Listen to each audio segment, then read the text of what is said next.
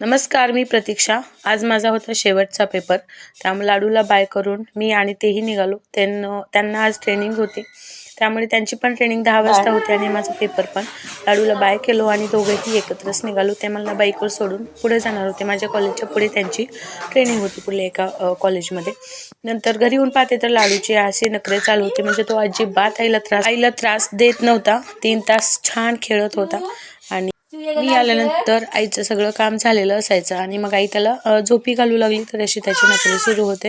म्हणजे त्याला झोपायचं नसलं की पाळण्यामध्ये तो उठून उभा टाकतो किंवा कानवडी होतो, आणि झोपायचं असलं की मग गपचूप झोपतो झोक्यामध्ये. मग त्याला आणि आता आईला काय बोलतोय त्याचं त्यालाच माहीत, त्याची भाषा काय बोलतोय. तर ह्यांचं संभाषण असं सुरू राहणार आहे. तर तुम्ही शेवटपर्यंत बघा आणि उद्या भेटूयात. चला आता बाय.